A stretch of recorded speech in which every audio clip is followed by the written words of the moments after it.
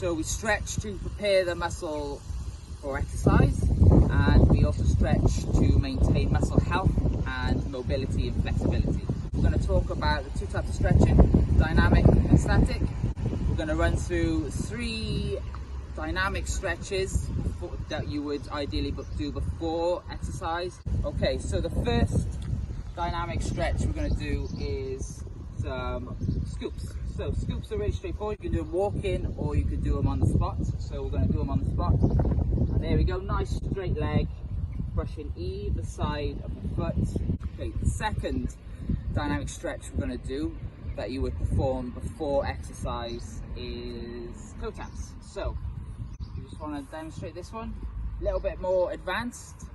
So you're looking for keeping the legs straight and touching your toes with your fingertips. Now if you can't touch your toes with your fingertips, fine, just as close as you can. So again, you're getting that range of motion on your muscle. Okay, and the final one we're going to do is leg swings. Okay, and this is a really good one for activating the muscles. Okay, so you start low and then you just build up and build up and build up.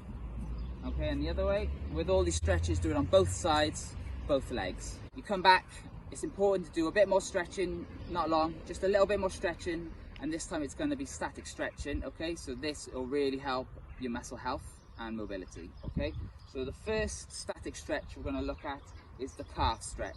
So Katrin just demonstrates, nice straight leg, and you should feel a nice pull in the calf, and you just stretch that gently. The key here is to hold it for 10 seconds. Okay, second static stretch we're going to look at is the inside leg. So if Katrin wants to demonstrate, so that leg bent slightly, this leg nice and straight, and you should be able to feel a good stretch on the inside. Again, 10 seconds.